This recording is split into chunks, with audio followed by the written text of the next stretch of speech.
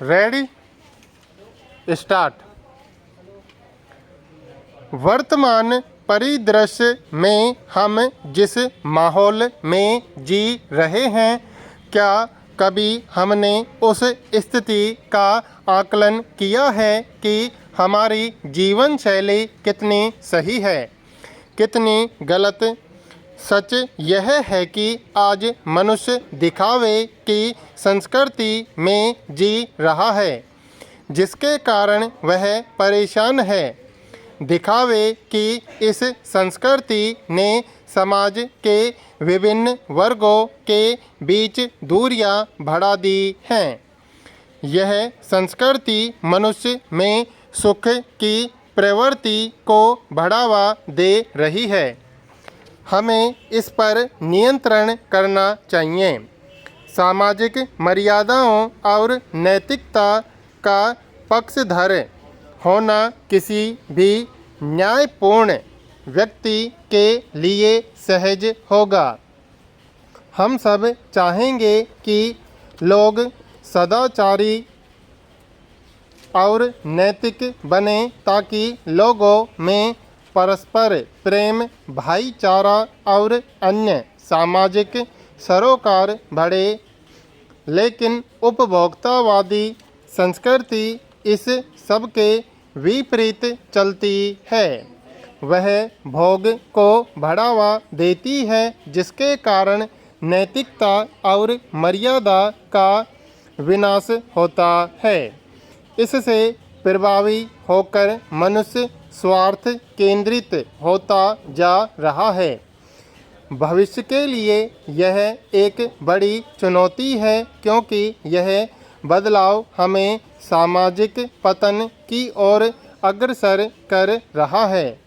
आज दिखावे की वजह से व्यक्ति कुछ भी करने को तैयार हो जाता है। वह रातों रात अमीर बनना चाहता है, एक से एक नामी कंपनियों के कपड़े पहनता है ताकि औरों से बेहतर दिख सके। वैसे तो सोशल मीडिया ने भी लोगों की निजी ज़िंदगी बर्बाद करने में कोई कसर नहीं छोड़ी है, क्योंकि वहाँ सब कुछ हकीकत से कोसों दूर होता है। घर पर रहें तो लैपटॉप पर, बाहर निकलें तो मोबाइल पर अंगुलियां चलती ही रहती हैं। दिखावे के इस बाजार में हर दूसरा व्यक्ति डिजिटल और वास्तविक व्यक्तित्व के बीच उलझा हुआ है। आज के दौर में हम सोशल मीडिया को पसंद या नापसंद तो करते हैं, लेकिन नज़रअंदाज नहीं करते। सोशल मीडिया के प्रति लोगों का बढ़ावा नशा, रिश्ते टूटने तक की वजह बन रहा है। आजकल लोग सोशल मीडिया की ज़िंदगी को ही वास्तविक ज़िंदगी समझने लगे हैं, जबकि उस दिखावटी दुनिया में हमारी सोच, मानसिकता और व्यक्तित्व हमारे वास्तविक व्यक्तित्व से एकदम अलग होते हैं। अब ऐसी दिखावटी ज़िंदगी में लोगों के पास समय बहुत कम है, जिसके कारण रिश्तों का मतलब ही बदलता जा रहा है। लोग आजकल अपने आप में इतने मशगूल रहते हैं कि उन्हें आसपास अपने व्यक्तिगत या सामाजिक जिम्मेदारियों तक का एहसास नहीं रहता। संस्कृति से हमारे समाज की नींव हिल जाएगी। समाज में दो वर्गों के बीच दूरी बढ़ेगी। सामाजिक सरोकारों में कमी आएगी। जीवन स्तर का यह बढ़ता अंतर आक्रोश और अशांति को जन्म देगा। इसलिए हमें इस गंभीर विषय पर चिंतन करना चाहिए। पैरा। कौशल को प्रोत्साहन। बढ़कर प्रतीत हुआ कि स्वतंत्रता दिवस पर प्रधानमंत्री की घोषणा महत्वपूर्ण और उपयोगी है। यह सही है कि दुनिया में आधुनिक अर्थव्यवस्था भारी मशीनों और थोक उत्पादन पर आश्रित हो गई है, तो परंपरागत कौशल से उत्पादित सामग्रियों को बाजार में उपलब्धता कैसे सुलभ होगी? यह सवाल बहुत ही व्यवहारिक और वाजिब है कि बाजार क्षेत्र की आधारभूत संरचना जब तक सरकार विकसित नहीं कर लेती, तब तक इसके लाभार्थियों को सिर्फ कर्ज देकर उन्हें भरोसे में लेना संशय का विषय है। इस कौशल क्षेत्र में कामगारों की संख्या पूरे देश में 20 से 25 करोड़ की है, जो समुचित संसाधन की कमी के कारण अपनी जीविका के आधार के लिए अन्य रोजगार में जुट जाते हैं।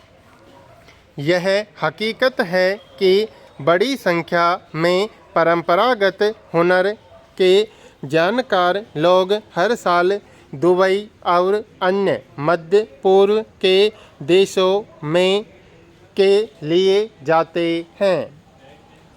संपादकीय टिप्पणी में तात्विक तथ्य है कि इस क्षेत्र में पूर्व में भी जो पहल की गई, उससे कई क्षेत्रों में कामगारों को अनेक अनुकूल प्रोत्साहन मिला है, लेकिन परिस्थितियां साक्षी हैं कि समुचित बाजार की कमी और लागत मूल्य की अपेक्षा में हुनरमंदों को उचित लाभ नहीं मिल पाने से उनके उत्साह में कमी आने लगी। विश्वकर्मा योजना पर अगर पहले ही अपेक्षित सक्रियता दिखाई जाती होती, तो देश की आर्थिक स्थिति में अपेक्षाकृत सुधार हो सकता था। इस योजना के सफल संचालन के लिए जरूरी है कि केंद्र राज्य सरकारों के साथ बैठकर प्रथम चरण में इस क्षेत्र के कर्मियों का सर्वेक्षण, रोजगार की संभावना, स्थल का चयन, स्वयं सहायता समूह का गठन, आधारभूत ढांचे की स्थापना, आर्थिक परियोजना का मानचित्र तथा विनिर्माण का प्रशिक्षण आदि की व्यवस्था करें। कोरोना काल के बाद अगर इस प्रक्षेत्र में केंद्र समेकित नीति लाती, तो आज कौशल विकास गति से आगे बढ़ सकती थी। खैर, देर आए दुरुस्त आए, लेकिन सरकार इस दिशा में अपनी कथनी को करनी में बदल सके तो नूतन भारत में दीर्घकाल से उपेक्षित पारंपरिक हुनर समूह के जीवन में प्रगति का संचार हो सकेगा। पैरा। व्यक्ति को अन्न खाने से जीने की शक्ति मिलती है। ये अन्न बेकार न जाए, इसलिए इस शक्ति का अधिकतम उपयोग करना चाहिए। आज लोग वृद्ध लोगों को उपदेश देने लगते हैं कि अब आप घर बैठें, आप घर बाहर काम करते हुए अच्छे नहीं लगते। बुजुर्गों को ज़रूर सम्मान देना चाहिए, लेकिन अपनी शारीरिक स्थिति ठीक रहने पर जो व्यक्ति काम कर सकता है उसे ये उपदेश बेकार लगते हैं। शरीर को वृद्ध मानने वाले बेवजह तनाव में घिरे रहते हैं और अपने को वृद्ध मानने लगते हैं।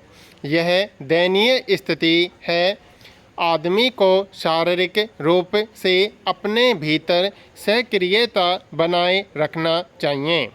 अगर कोई काम नहीं है तो हम जो खाना खाते हैं उसे पहचाने के लिए मेहनत करते रहना चाहिए, जिससे हमारा शरीर स्वस्थ बना रहे।